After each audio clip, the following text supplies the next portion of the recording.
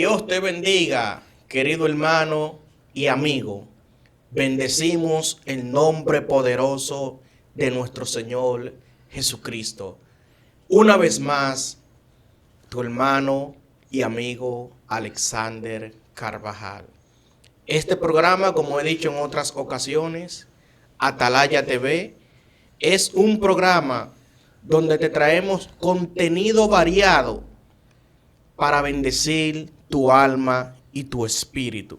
No solamente te traemos entrevistas, sino que también estaremos trayéndote estudios de la palabra, entre otros contenidos. Hoy estaremos desarrollando un tema sumamente poderoso y es acerca del bautismo. Las mayorías de iglesias cristianas y de otras denominaciones hacen esta práctica del bautismo. Pero bíblicamente, ¿qué es el bautismo? ¿Qué significa el bautismo? ¿Y para qué sirve el bautismo? Estas y otras interrogantes las estaremos desarrollando en esta mañana a medida que el Espíritu Santo de Dios nos ilumine la mente en este día. Presta mucha atención, porque lo que se va a desatar en esta mañana será algo sumamente poderoso. Y para esta ocasión me place inmensamente presentar a un ministro, hermano y amigo, maestro de la palabra del Señor. Me honra con su presencia en esta mañana presentar a mi querido y hermano Máximo Reynoso. Dios te bendiga, príncipe. Dios te bendiga, ministro. De verdad que para mí es más que un placer, es más que un honor estar como invitado en esta maravillosa plataforma que yo sé que ya ha bendecido la vida de muchas personas y que continuará bendiciendo muchas más vidas a lo largo del tiempo. Amén. Quiero también aprovechar la ocasión para felicitarlos a cada uno de los que han sido parte de este proyecto que recién inicia, ¿verdad? Amén. Y que sabemos que Dios a través del mismo va a hacer grandes cosas. De verdad que felicidades y espero que la mano del Altísimo siempre esté guiándolos a que encaminen este proyecto hacia donde Dios lo quiere poner. Amén. Amén. Bien recibidas sus palabras, ministro. Sabemos que Dios es el que pone la gracia. Estamos confiados que lo que Dios está haciendo y seguirá haciendo en este canal será y es de bendición para muchas vidas. Bendecimos el nombre del Señor. Ministro, Atalaya TV es un canal creado precisamente y específicamente para arrojar luz a aquellos que andan en oscuridad, pero también para arrojar conocimiento a los que ya están en la luz. Hoy estaremos hablando de un tema sumamente poderoso y es el bautismo, o más bien de diferentes bautismos, porque hablaremos un poco del bautismo en las aguas, del bautismo en el Espíritu Santo. Pero ¿qué respaldo bíblico tienen estos diferentes bautismos? ¿Y qué simbolizan cada uno de ellos? Para usted, ¿qué es el bautismo? Me parece una pregunta muy, pero muy interesante. Y creo que tenemos que definir unos cuantos puntos, unos cuantos conceptos para aterrizar lo más que se pueda la idea de lo que realmente es el bautismo a la luz de las Sagradas Escrituras. Como maestro de la palabra, como persona que profesamos la fe en Cristo Jesús, tenemos siempre que tener la palabra de Dios como la base de cualquier argumento o afirmación que nosotros hagamos, y es lo que haremos en torno a este tema del bautismo. Primero, mi amado hermano y querida audiencia, el bautismo o la palabra bautismo hace referencia a sumergir o lavar. Es decir, que ya por el mismo significado que tiene la palabra como tal, sabemos que se trata de una inmersión o de una sumersión en agua, y que esa misma agua pues tiene una simbología, o sea, representa algo que está relacionado, dicho sea de paso, con el lavamiento o con la purificación. Cada vez que yo utilizo agua, por lo regular, es con el fin de yo quitar alguna impureza, de yo quitar alguna suciedad, alguna inmundicia que algo tiene, Y más o menos por ahí es que anda la idea de lo que simboliza el bautismo. Ahora, yéndonos un poquito más para atrás, al origen del bautismo, si nosotros buscamos, por ejemplo, en el Antiguo Testamento, vamos a ver que el bautismo como tal no aparece en el Antiguo Testamento. Aparece básicamente a partir del Nuevo Testamento, en el libro de Mateo, con lo que es el ministerio de Juan el Bautista. Es a partir de ahí donde vemos por primera vez la palabra bautismo que aparece en las Escrituras. Es decir, que en todas las ocasiones que aparece está en el Nuevo Testamento. Y para ir entrando en materia con relación a esto, vamos brevemente a buscar una cita bíblica que tengo por aquí. Se encuentra en el libro de Marcos, capítulo 1, versículo 4, para ya ir entrando a lo que es lo que representa el bautismo como tal. Amén. Dice aquí la palabra del Señor en el nombre del Padre, del Hijo y del Espíritu Santo. Amén. Bautizaba a Juan en el desierto y predicaba el bautismo de arrepentimiento para perdón de pecados. Es decir, que el ministerio de Juan el Bautista, cuando él bautizaba a las personas, ese bautismo representaba una proclamación pública de que la persona, con ese acto simbólico, se arrepentía de sus pecados, le pedía perdón a Dios por ellos y se comprometía a convertirse, es decir, a dejar de actuar como actuaba anteriormente. Si hacía lo malo, a partir de ahí, pues, dejar de hacer lo malo. Si seguimos indagando a lo largo de las Escrituras, vamos a ver que en el libro de los Hechos, que también se utiliza mucho la palabra bautismo, vamos a ver que cada vez que una persona confesaba al Señor, es decir, cuando una persona era nueva creyente, una de las prácticas más comunes que había era que la persona inmediatamente se bautizaba. Es decir, era como decir, bueno, me arrepentí, me convertí, creí en el Señor Jesucristo, me voy a bautizar. Y con este bautismo le estoy diciendo al mundo, le estoy proclamando que yo soy de Cristo, creí en Él, creo que Él es el Hijo de Dios, creo que Él murió, creo que resucitó, que dicho sea de paso, la resurrección era uno de los temas más predicados por los apóstoles, y creo que en Él tengo salvación. Amén. Otro punto interesante con relación al bautismo, o dicho de otra forma, el bautismo representa la muerte del viejo hombre y la resurrección o la vida, la nueva vida de ese nuevo hombre creado según Dios. Es decir, cuando yo entro a las aguas, yo estoy simbolizando que en esas aguas se está quedando mi vieja vida. Se está quedando la vida de pecado, la vida que conforme a los designios de la carne, y que cuando yo salgo de esas aguas, pues ya yo estoy diciendo que quien salió de esas aguas no fue el mismo que entró, sino que salió una persona renovada, una persona transformada por el poder del Evangelio. No es que el bautismo te transforma y te cambia. Quien te transforma y te cambia es el poder del Evangelio. Es el reino de los cielos que se acercó a nosotros, como predicaba Juan el Bautista, en referencia al mismo Cristo Jesús que cambia. Sin embargo, el bautismo es una simbología que la iglesia cristiana ha practicado desde sus inicios. Te comentaba anteriormente que en el caso de Juan el Bautista fue el primero en esta práctica que vemos en las Escrituras. Y alguien pudiera preguntarse, mi hermano Alexander, ¿y quién le dijo a Juan el Bautista que él debía bautizar personas? O si fue Juan que inició eso, ¿por qué la iglesia siguió practicándolo? Es decir, si no hay una ley, vamos a decir, en el antiguo pacto, por ejemplo, que mande a bautizarnos, ¿por qué entonces lo hacemos? Entonces eso se responde fácil. En las mismas Sagradas Escrituras. Exactamente. En las mismas Sagradas Escrituras, vamos a ir brevemente al libro de Mateo. En el libro de Mateo, en su capítulo 4, vamos a ver algo interesante que nos dice las Sagradas Escrituras acerca de esto.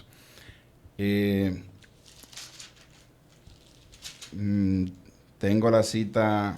Aleluya. Vamos a ver. Esto es en vivo, señor, ¿eh? Esto es en vivo. Esto es en vivo. Bueno, ahora mismo tengo la cita extraviada, pero la idea es la siguiente. Ok, aquí estamos. Es el libro de Marcos, capítulo 1, versículo 9 en adelante. Dice la palabra del Señor. Aconteció en aquellos días que Jesús vino de Nazaret de Galilea y fue bautizado por Juan en el Jordán. Amén.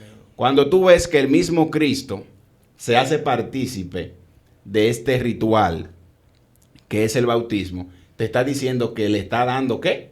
Aprobación a esa práctica que estaba haciendo Juan. Exactamente. Eso es el inicio de esa aprobación que da el Mesías, que da el Cristo enviado por Dios del bautismo. Pero más adelante tú sigues leyendo a lo largo de los evangelios y ya no es solo que el Señor aprueba esa práctica que inició con Juan, sino que el Señor manda a que nosotros en la gran comisión vayamos por el mundo, prediquemos el evangelio, enseñemos todas las cosas que Él nos ha enseñado y que nosotros hagamos discípulos haciendo ¿qué? Bautizándolos en el nombre del Padre, del Hijo y del Espíritu Santo. Amén. De manera que primero Juan era un profeta de Dios, por ende lo que Juan estaba haciendo ministerialmente hablando tenía aprobación divina.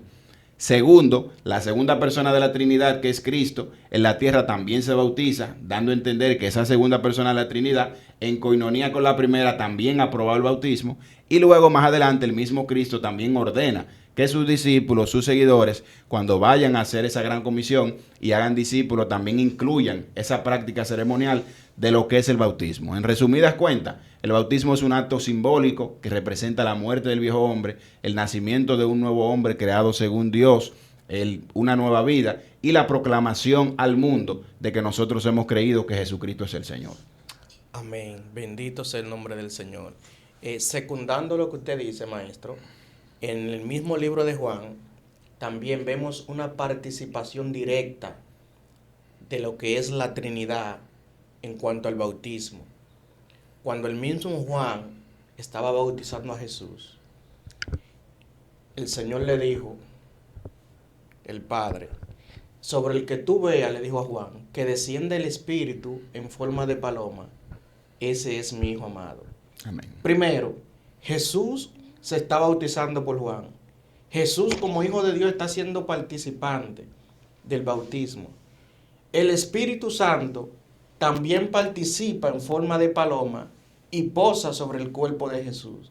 Pero también la voz del Padre se escucha decir, este es mi Hijo amado. O sea, que hubo una participación directa en cuanto a la Trinidad. Dios aprobó algo que ya Él mismo había determinado que se haga. Entonces, siguiendo en ese mismo orden, ministro, hay una pregunta que me surge. ¿Es el bautismo para todos los hombres? ¿Y cuál es el requisito para ser bautizado? Excelente pregunta, mi hermano Alexander.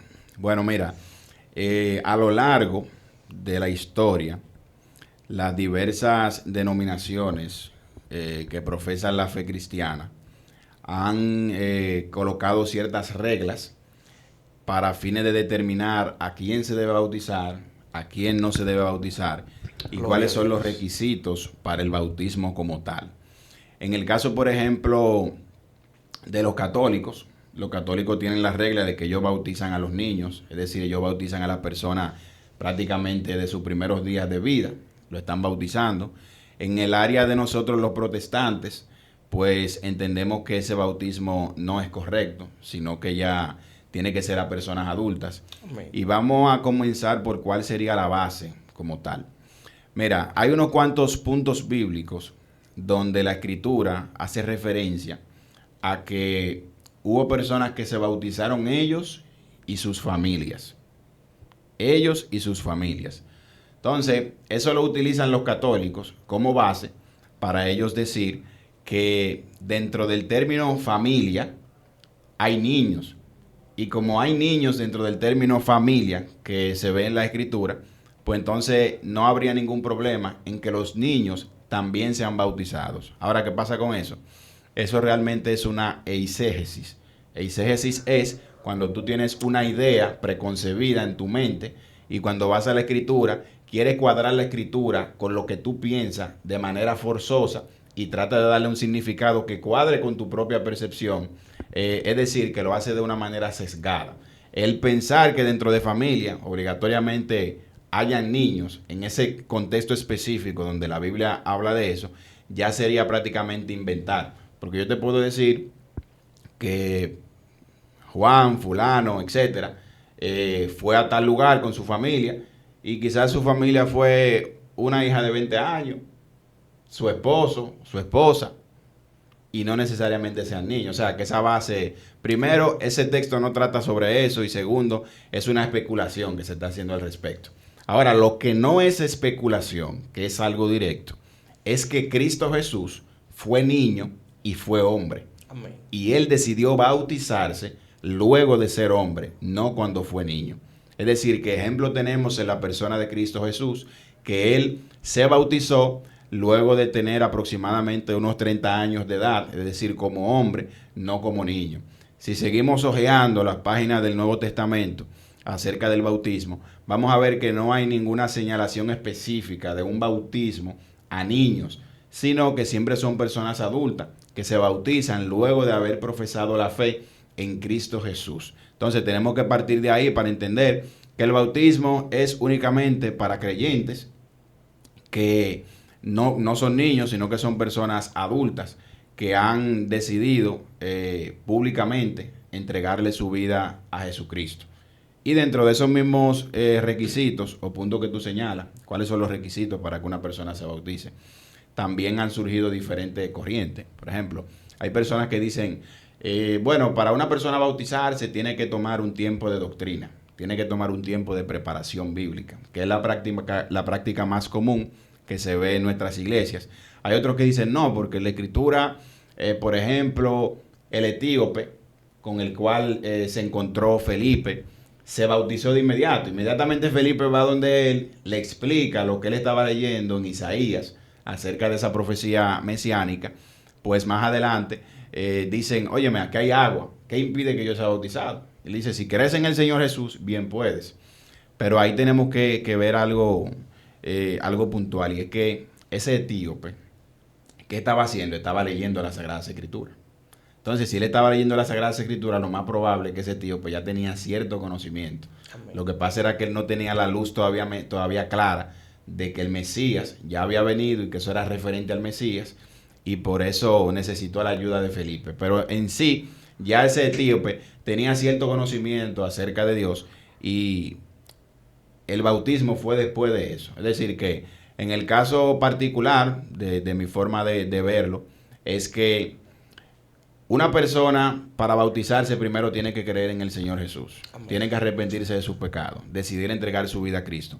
Pero también es bueno que la persona tenga la total convicción y el conocimiento, por lo menos mínimo, de quién es Cristo, de quién es Dios, de cómo es su nueva vida cristiana, de cuál es el fundamento sobre el cual él va a tener su vida a partir de ese momento. Y luego de que esa persona esté enriquecida con ese conocimiento y con esa firmeza, que verdaderamente dé los frutos de que realmente se arrepintió, pues la persona entonces puede proceder a bautizarse ya como una proclamación pública de lo que él hizo, que fue renunciar a la vieja vida, comenzar la nueva, que es en Cristo Jesús. Excelente. Creo que más claro de ahí no se puede decir. Ministro, hay algunas inquietudes que me surgen.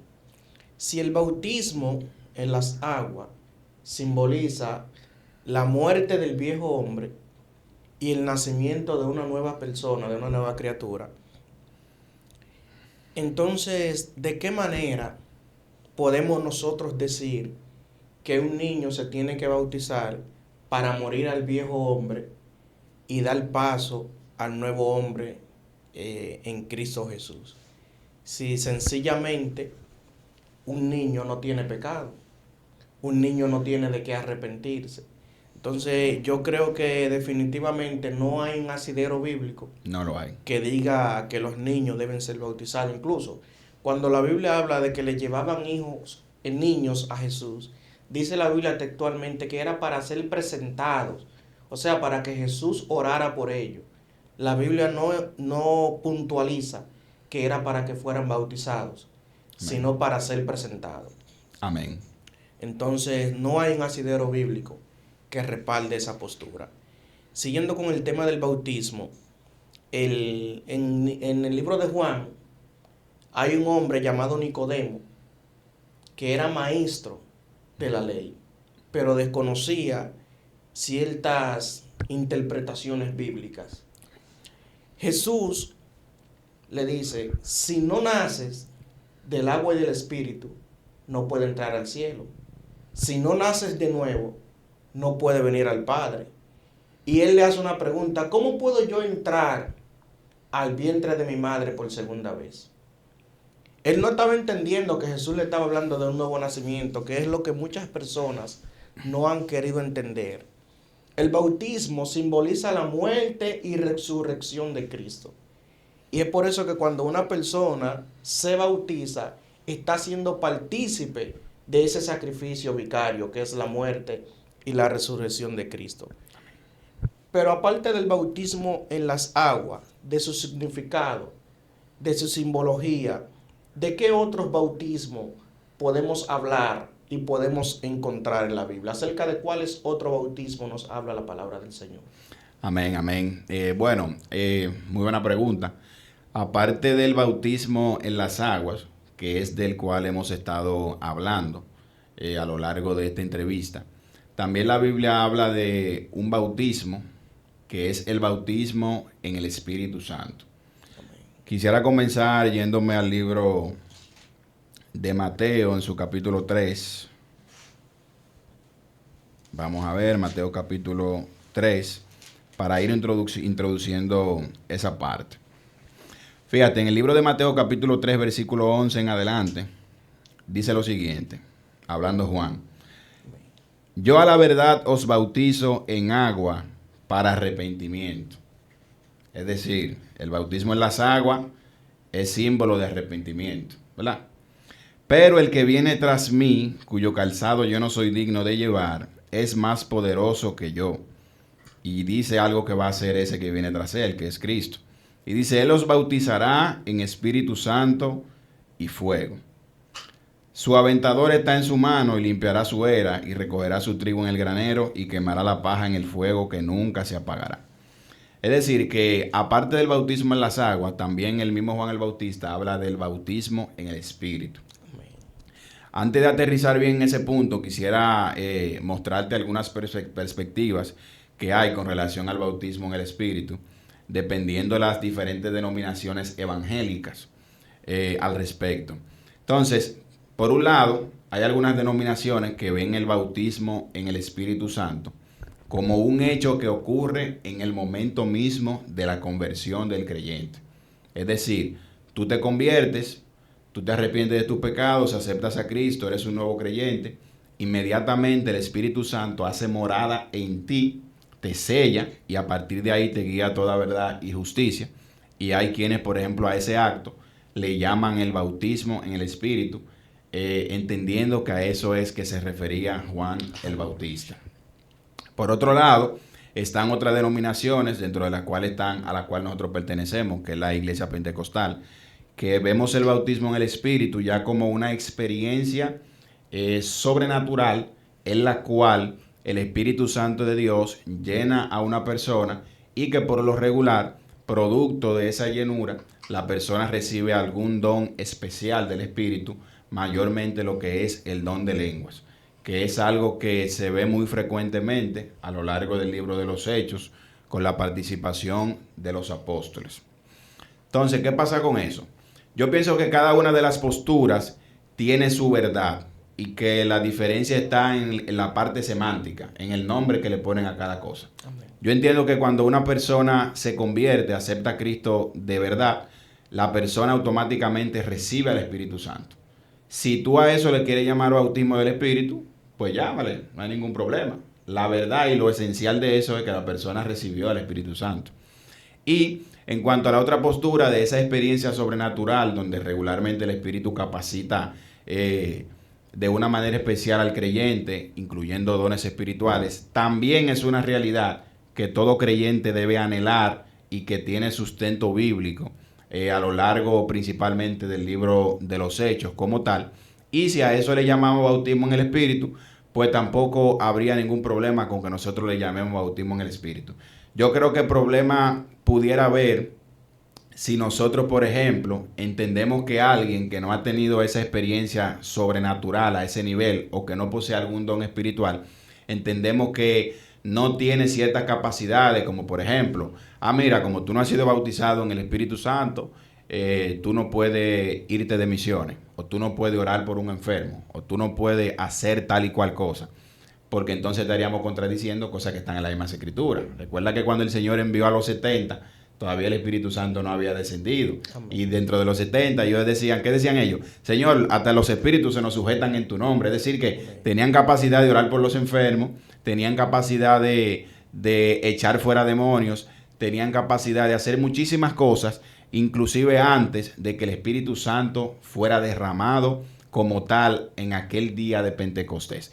Pero en sentido general, ese bautismo en el Espíritu, tanto si nos referimos a cuando aceptamos al Señor, que el Espíritu nos sella, como a la experiencia sobrenatural, debe ser algo que el creyente debe abrazar las dos cosas, porque ambas tienen asidero bíblico. No podemos descartar una y tomar la otra, porque es cierto que el Espíritu Santo sella a una persona cuando uno viene a Cristo, y también es cierto que el Espíritu Santo te llena de manera especial y te capacita con algún don, y de eso hay evidencia de sobra a lo largo del libro de los Hechos en las Sagradas Escrituras. Excelente. Sabe que muchas personas a veces confunden los textos. Por ejemplo, hay personas, como tú acabas de explicar, que entienden que si una persona no habla en lengua, no ha recibido el Espíritu Santo.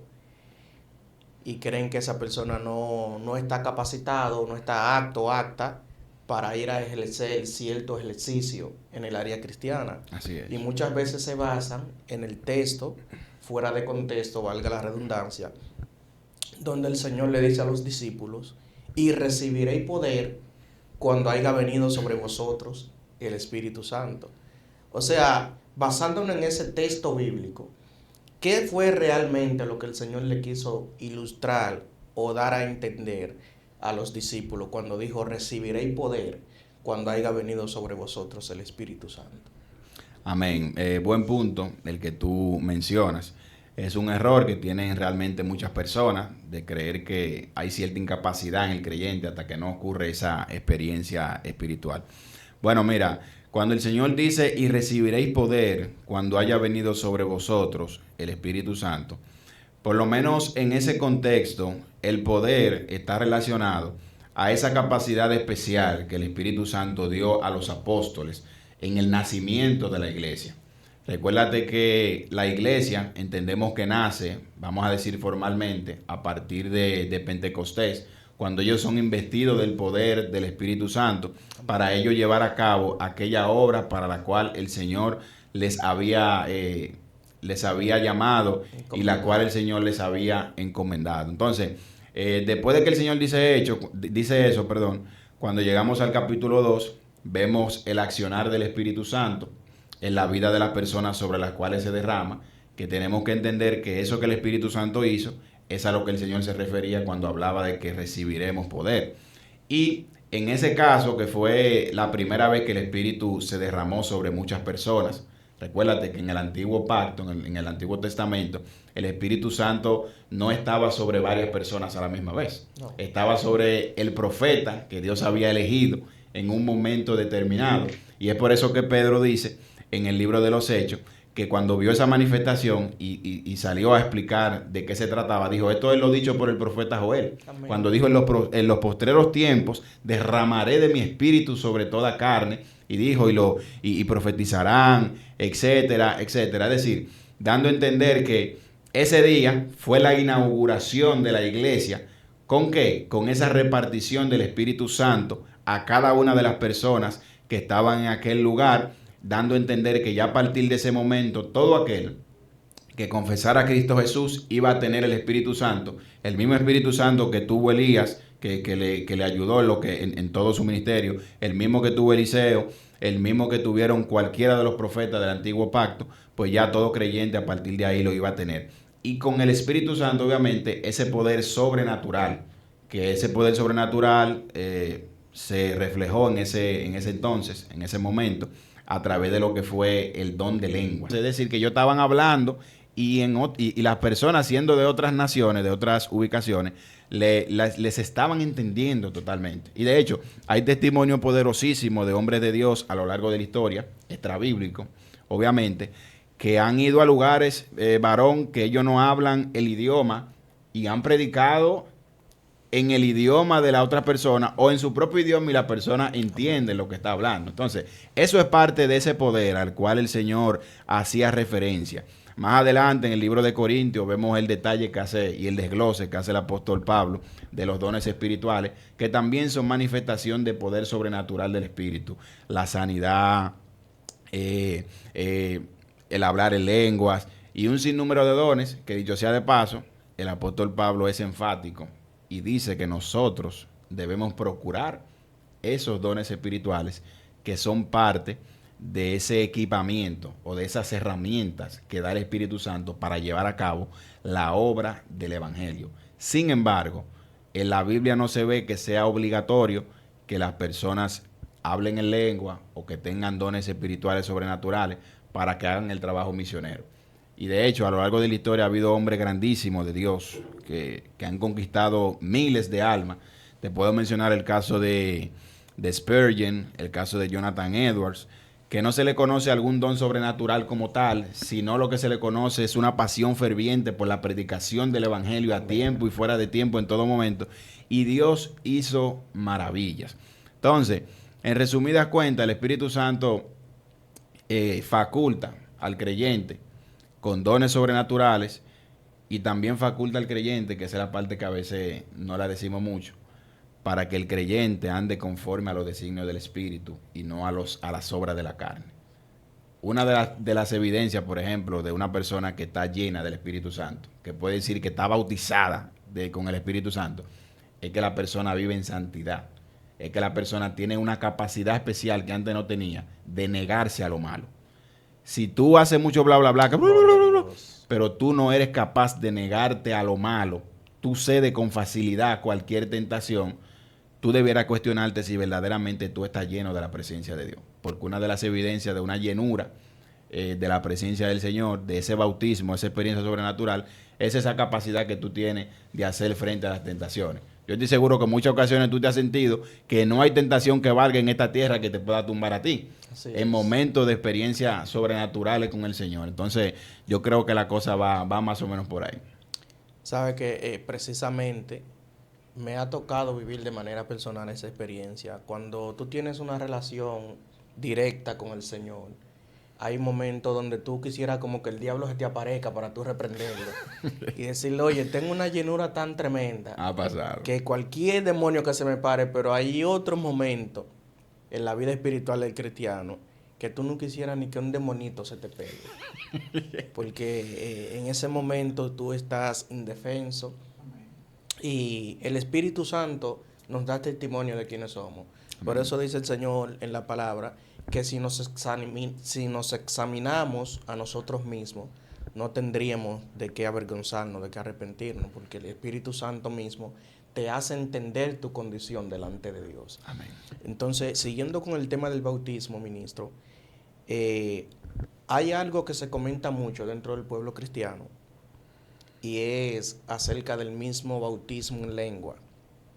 Tal y como usted desglosó, el bautismo es un símbolo de poder, es un símbolo de autoridad, pero hay personas que creen que si una persona no es bautizada o más bien no habla en lengua, no tiene poder. ¿Qué diferencia hay entre el hablar en lengua, que fueron las que hablaron los apóstoles, los discípulos, que fueron lenguas que las demás naciones le pudieron entender porque hablaban el idioma que ellos hablaban? Por ejemplo, yo soy dominicano, yo nunca he hablado francés, pero de repente el Espíritu Santo me toma, hay un escenario ahí de personas que son franceses y yo estoy hablando el idioma de ellos y ellos entienden lo que yo les estoy diciendo. Eso fue lo que sucedió en el Pentecostés. Pero la lengua angelical que habla la Biblia, fuera parte de ese bautismo, de esa lengua que recibieron los apóstoles, ¿existe las lenguas angelicales? Muy buena pregunta, mi hermano Alexander. Bueno, como tú bien señalas, una de las, vamos a decir, de las evidencias o características que en muchas ocasiones se vio cuando alguien fue bautizado por el Espíritu o lleno en esa experiencia sobrenatural por el Espíritu, fue que comenzaron a hablar nuevas lenguas. Ahora hay casos donde, por ejemplo, creo que está en el libro, en Hechos capítulo 8, vamos a buscarlo brevemente. Hechos capítulo 8, Gloria a Dios. donde se ve un caso que los apóstoles oran por unas personas y sin embargo esta persona no señala la escritura que hayan comenzado a hablar en lengua. En el libro de los Hechos capítulo 8 versículo 14 dice: cuando los apóstoles que estaban en Jerusalén oyeron que Samaria había recibido la palabra de Dios, enviaron allá a Pedro y a Juan, los cuales, habiendo venido, oraron por ellos, por lo que habían recibido la palabra de Dios, para que recibiesen el Espíritu Santo, porque aún no había descendido sobre ninguno de ellos, sino que solamente habían sido bautizados en el nombre de Jesús. Entonces les imponían las manos y recibían el Espíritu Santo. Amén. Ahí se ve que hubo una manifestación de la cual venimos hablando, pero no dice que ellos hayan comenzado a hablar en lenguas de una vez. En otros textos también ha ocurrido una manifestación similar y sí comienzan las personas a hablar en lengua. O sea, que ha habido ocasiones donde no se ha dado esa evidencia, por decirlo así, y otras donde sí se ha dado, ¿verdad? Entonces, siguiendo con tu pregunta acerca de las lenguas hay que dividirlas en dos tipos, como las conocemos nosotros. Primero están las lenguas que son idiomas, que fue la que se habló en Pentecostés. Amén. Específicamente, idiomas. Y están las lenguas angélicas, que es el concepto que tomamos del libro de la carta a los Corintios, de la primera carta a los Corintios, donde el apóstol Pablo, para exaltar la preeminencia del amor, dice: si yo hablara lenguas angélicas, pero no tengo amor, nada soy, esto, aquello y lo otro. Entonces de ahí tomamos ese concepto. Entonces, ¿qué se entiende a la luz de las escrituras como las lenguas angélicas? O esas lenguas sobrenaturales que no son idiomas. Es un lenguaje que es el mismo Espíritu Santo, obviamente, que pone en ese creyente y que él mismo solamente lo entiende Dios y alguna persona a la que Dios quiera revelárselo en particular. Por eso es que el apóstol Pablo, hablando del orden que debe haber en la congregación, en el uso de los dones, a los corintios le dice que cuando alguien hable lengua en la iglesia, tiene que ser 1 o 2 o a lo máximo 3. Y que tiene que haber una persona que interprete esas lenguas. Es decir, que si tiene que haber una persona que interprete esas lenguas, es porque esas lenguas probablemente no sean idiomas humanos, sino que sean idiomas que solamente lo entiende Dios y la persona a la cual Dios faculta con ese don de poder interpretar esas lenguas. Entonces, básicamente, la diferencia entre uno y otro es esa. Pablo también dice que si no hay algún intérprete, tú puedes hablar la lengua si la quieres hablar, pero tienes que hablarla para ti mismo. Es decir, imagínate que tú en ese idioma celestial, sobrenatural, tú estás glorificando a Dios. No está mal que tú glorifiques a Dios en lengua. Quizás tú lo que estás exaltando el nombre de Dios y uno no te está entendiendo. Quizás ni tú mismo tampoco te estás entendiendo. Entonces, cuando pasa eso, no es que no lo hagas. Hazlo, pero hazlo para ti. Hazlo como mismo tú dices un gloria a Dios, como mismo tú dices un bendito sea el Señor, bendito sea el nombre del Señor, como una forma de alabanza, por decirlo de cierta manera. Pero cuando ya sea algo de manera pública, que acapare la atención, tiene que ser con alguien que pueda interpretar. Yo recuerdo una experiencia que se dio en nuestra propia congregación hace, creo que algunos 2 años, 3 años, no recuerdo con claridad, donde, y la recuerdo muy puntual porque es de las pocas que he visto así como tan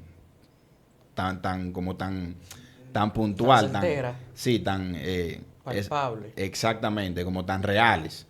Entonces, la sierva, era una sierva, estaba hablando y ella comenzó a hablar en lenguas. Pero cuando ella hablaba en lengua, se veía como si ella estuviera haciendo una predicación. Parecía como si ella estuviera dando un mensaje por el tono, la forma y la estructura como gramatical que aparentemente tenía los sonidos que ella hacía. Viví esa experiencia en una ocasión. Y después de eso, ella misma dijo unas palabras ya en nuestro idioma, en español, que se vio como que era la interpretación de lo que se dijo en lengua en ese momento. De igual manera hubo unos que otros hermanos que se acercaron y tomaron la palabra y dijeron que entendieron parte de lo que la sierva estaba diciendo en esas lenguas sobrenaturales.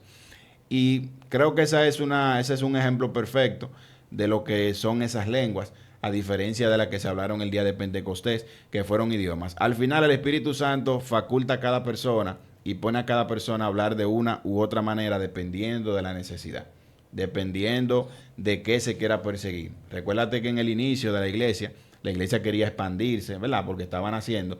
Y ese don de lengua en cuanto a idiomas, quizá era muy frecuente por la necesidad que había en ese primer siglo. En la actualidad no es que no exista, pero quizá es menos frecuente porque ya por la tecnología se hablan muchísimos idiomas.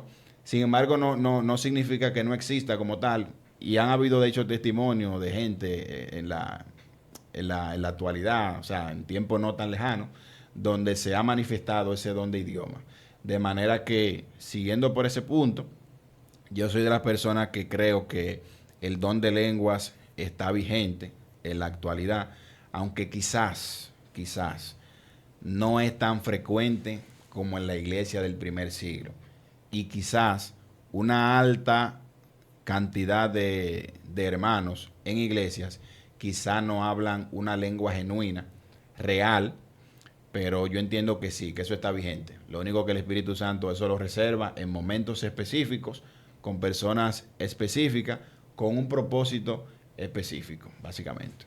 Amén. Secundando esa parte donde leíste en el libro de Corintios, donde Pablo específicamente hace referencias a las lenguas angelicales, yo he escuchado diferentes posturas dentro del mismo pueblo cristiano, donde hay personas que dicen que no, que Pablo estaba hablando de una alteración prácticamente gramatical, pero que no existen las lenguas angelicales como tal. Entonces yo haciendo un análisis bíblico en mi propia mente, llegué a a la conclusión de esta pregunta. Bíblicamente, nosotros como cristianos no podemos determinar ni tenemos un asidero bíblico que podamos decir los ángeles en el cielo hablan X o tal idioma. El lenguaje de los ángeles como tal no lo conocemos, ni la Biblia nos los da a conocer. Vemos en el libro de Levítico, si mal no recuerdo, que habla de la Torre de Babel, que fue donde se impartieron las diferentes lenguas, los diferentes idiomas. Antes de impartirse las lenguas como vocábulo, se hablaba un solo idioma. Amén. Pero bíblicamente la Biblia no especifica si era alemán, si era creol, si era español, una sola lengua. Una sola lengua. Y era la que se hablaba. Y los ángeles, me imagino que en el cielo tienen su lenguaje, que no es el lenguaje de los seres humanos. O sea que partiendo de ahí, yo soy partidario también de creer que sí las lenguas angelicales existen. Incluso he escuchado pastores y evangelistas que me han hablado de ciertas experiencias donde hay una lengua que ellos hablan en el espíritu que trastorna la atmósfera donde ellos están, y que los demonios cuando escuchan esa lengua se turban. O sea, hay algo, hay algún misterio, hay algo profundo en esa parte que no vamos a desglosar, a entrar en detalle en este momento, que tendríamos que hacer un análisis un poco más profundo. Así es. Pero en resumida cuenta, sí creo que las lenguas angelicales existen. Y vuelvo y reitero, el idioma de los ángeles en el cielo no es el mismo idioma de nosotros, los seres humanos. Ministro, vamos a ir concluyendo con esta entrevista que está muy poderosa. Bendito sea el nombre del Señor. Y ya a modo de conclusión, yo quiero hacer una pregunta que debía hacerla en el primer tópico, que era acerca del bautismo de las aguas, pero no quiero dejarla escapar porque es de suma importancia, tanto para mí como para el público que nos ve y nos escucha. En cuanto al bautismo en las aguas, mi pregunta es la siguiente. ¿Es correcto en estos tiempos bautizar a una persona inmediatamente confiesa a Cristo como Señor y Salvador? Buena pregunta. Bueno, respondiéndote esa interrogante, lo que la iglesia ha creído a lo largo del tiempo es que lo ideal es que una persona cuando se bautice, por lo menos haya dado cierto nivel de frutos dignos de arrepentimiento antes de esa proclamación pública que es el bautismo. Mira qué pasa. Tú pudieras convertirte hoy, Julián, por poner un ejemplo, se convirtió hoy, aceptó a Cristo Jesús, pero yo te aseguro que si a cada persona que se convierte, que de hecho hay iglesias que lo hacen, que se convierte, al instante de convertirse lo llevamos para una piscina o para un río cercano, un área donde haya mucha agua, y lo bautizamos, un gran número de esas personas que pasan al frente de la iglesia y que dicen que aceptan al Señor, al final no lo hacen de corazón, al final no lo hacen de una manera genuina. Y entonces yo creo que el estar bautizando gente inmediatamente se convierten ahí es una forma como de cualquierizar un poquito el bautismo, porque muchas personas lo van a tomar como algo que realmente no van a respetar, porque no se convirtieron sinceramente. Yo creo que la práctica adecuada es similar a lo mismo que pasó con el etíope. El etíope se bautizó de una vez, pero ya el etíope tenía cierto conocimiento. Es lo que todavía no estaba claro de que la escritura apuntaban a Cristo. Cuando él se le abrieron los ojos a través de Felipe, que le predicó y que entendió que era a través de Cristo, él creyó y se bautizó, pero ya él tenía una base. Ya él conocía las Sagradas Escrituras, lo que pasa es que todavía le faltaba ese poco de luz. Entonces, lo que la iglesia ha sostenido es lo mismo que sostengo yo. Es necesario que una persona, antes de dar ese paso del bautismo, primero demuestre evidencia de que verdaderamente se entregó a Cristo Jesús y que tenga un fundamento y entienda qué es esa nueva vida que está llevando, qué fue lo que él hizo, en quién fue que él creyó, cuál es la esperanza que él tiene, quién es Dios, quién es el Espíritu Santo, quién es Cristo, cómo fue la obra renovadora, regeneradora del Espíritu Santo. Cuáles son las promesas que nosotros aguardamos en Cristo Jesús. Y cuando esa persona tenga toda esa base y que entienda bien dónde está parada, entonces decir, yo quiero confesar públicamente lo que ya yo confesé meses atrás, que es que Jesucristo es el Señor y que yo voy a vivir con Él a partir de ahora y para siempre. Amén, exacto. Ya para cerrar ese tema, mi opinión en ese sentido, y secundando lo que usted dice, es prácticamente la misma opinión. Por ejemplo, en la antigüedad, cuando una persona optaba por recibir a Cristo como Salvador, se exponía inmediatamente a la muerte y exponía automáticamente a su familia, porque los cristianos en ese entonces eran perseguidos, y no perseguidos para meterlo preso, le quitaban la cabeza. Incluso el rey Nerón, dice la historia judía, que utilizaba los estadios romanos para con los cristianos encender el estadio y darle luz. Lo prendían como antorcha y con eso era que alumbraban los estadios. Los niños de los cristianos, de la cristiana, se lo echaban a los leones, etcétera. O sea que una persona, cuando recibía a Cristo, era bautizado inmediatamente por una de esas causas, que estaba consciente de lo que estaba haciendo. Y el fruto era palpable de manera inmediata, Así porque es. la persona sabía lo que se estaba arriesgando.